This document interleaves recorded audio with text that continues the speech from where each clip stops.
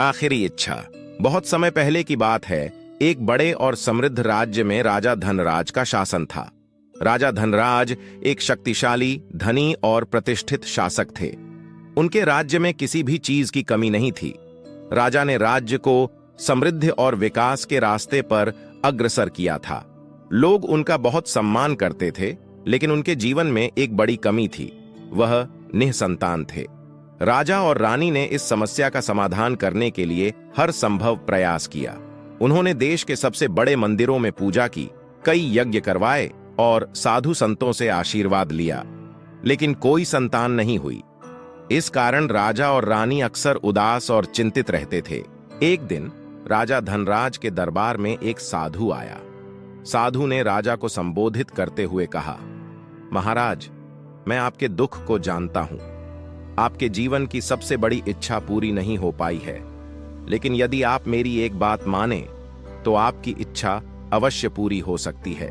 राजा ने साधु की ओर आशा भरी निगाहों से देखा और कहा, महात्मन, कृपया बताएं, मुझे क्या करना होगा? मैं आपकी हर बात मानने को तैयार हूं। साधु ने गंभीर स्वर में कहा, महाराज, आपको अपने राज्य के सबसे गरीब व्यक्ति को ढूंढना होगा। उस व्यक्ति की एक आखिरी इच्छा को पूरा करना होगा।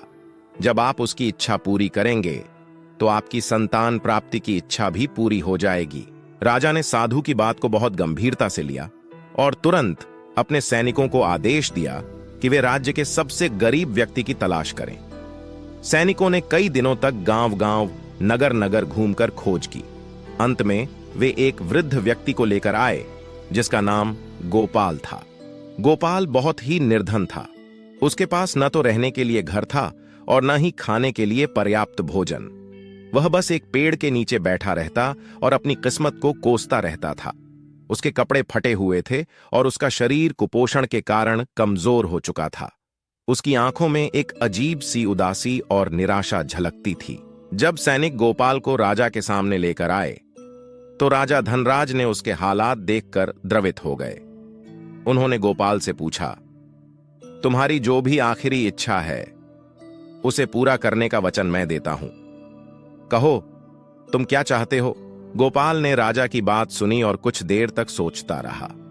फिर उसने कहा, महाराज, मेरी आखिरी इच्छा यह है कि मैं एक बार अपनी बेटी के साथ मिलकर खाना खा सकूं। वह मुझसे बहुत दूर रहती है और मैंने उसे सालों से नहीं देखा।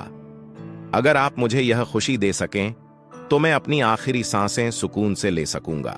राजा धनराज ने तुरंत अपने मंत्रियों को आदेश दिया कि गोपाल की बेटी को ढूंढकर उसे राजमहल में बुलाया जाए। कुछ दिनों की खोज के बाद गोपाल की बेटी को ढूंढ निकाला गया और उसे राजा के आदेश पर राजमहल लाया गया। गोपाल ने जब अपनी बेटी को देखा तो उसकी आंखों में आंसू आ गए। वह खुशी से रो पड़ा। गोपाल की बेटी भी अपने पिता को इतने समय बाद देखकर भावुक हो गई। राजा धनराज ने महल में एक भव्य भोज का आयोजन किया। भोज में राजा और रानी के अलावा राज्य के प्रमुख मंत्री और दरबारी भी उपस्थित थे। राजा ने विशेष ध्यान दिया कि गोपाल और उसकी बेटी के लिए सबसे उत्तम भोजन तैयार किया जाए। गोपाल और उसकी बेटी ने साथ मिलकर खाना खाया। गोपाल की आंखों में खुशी के आंसू थे और उसने राजा को दिल से धन्यवाद दिया। उस भोज के दौरान गोपाल और उसकी बेटी ने न केवल अपने बीच की दूरी को मिटाया, बल्कि दोनों ने अपने जीवन के कुछ सबसे सुंदर पल भी साथ बिताए। जब राजा धनराज ने यह दृश्य देखा तो उसके दिल में एक अजीब सी शांति और संतोष का अनुभव हुआ। उसने महसूस किया कि सच्ची खुशी धन और शक्ति में नहीं, बल्कि दूसरों की मदद करने और उनकी खुशियों में होती है। उसी रात रानी ने एक अद्भुत स्वप्न देखा, जिसमें एक देवदूत ने उन्हें आशीर्वाद दिया और कहा कि बहुत जल्द उनकी गोद भरने वाली है। रानी ने यह सपना राजा को सुनाया और दोनों के दिल में आशा की एक नई किरण जगमगाने लगी। कुछ महीनों बाद रानी गर्भवती हुई और 9 महीने बाद उन्होंने एक सुंदर पुत्र को जन्म दिया। राज्य में खुशियों की लहर दौड़ गई। राजा धनराज और रानी के चेहरे पर असीम खुशी और संतोष था। राज्य के लोग भी इस खुशी में शामिल हुए और राजा ने पूरे राज्य में उत्सव का आयोजन किया। राजा धनराज ने साधु के कहे अनुसार अपनी प्रजा की भलाई के लिए कई काम किए। उन्होंने राज्य में शिक्षा, चिकित्सा और रोजगार के नए अवसर प्रदान किए। राज्य में गरीबों और निर्धनों के लिए विशेष योजनाएं बनाई गईं, ताकि कोई भी भूखा न सोए और किसी को जीवन में बुनियादी सुविधाओं के लिए संघर्ष न करना पड़े।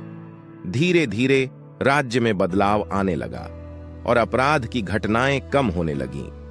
राज्य में समृद्धि और शांति लौट आई। गोपाल, जो अब बहुत ही खुशहाल जीवन जी रहा था, अक्सर कहा करता था, राजा ने मेरी आखिरी इच्छा पूरी की, लेकिन उसने अपने जीवन की सबसे बड़ी इच्छा भी पूरी कर ली। गोपाल ने अपने अंतिम समय तक अपने परिवार के साथ खुशहाल जीवन बिताया, और जब उसकी मृत्यु हुई तो पूरे गांव ने उसकी विदाई में शोक मनाया, लेकिन साथ ही उसकी सीख और उसकी इच्छा को सदा याद रखा। शिक्षा, सच्ची खुशी और संतोष दूसरों की मदद करने और उनकी खुशियों में सहभागी बनने में है। जब हम दूसरों के जीवन में खुशी लाने का प्रयास करते हैं, तो न केवल उनका जीवन बेहतर होता है, बल्कि हमारे जीवन में भी सुख, शांति और संतोष का अनुभव होता है।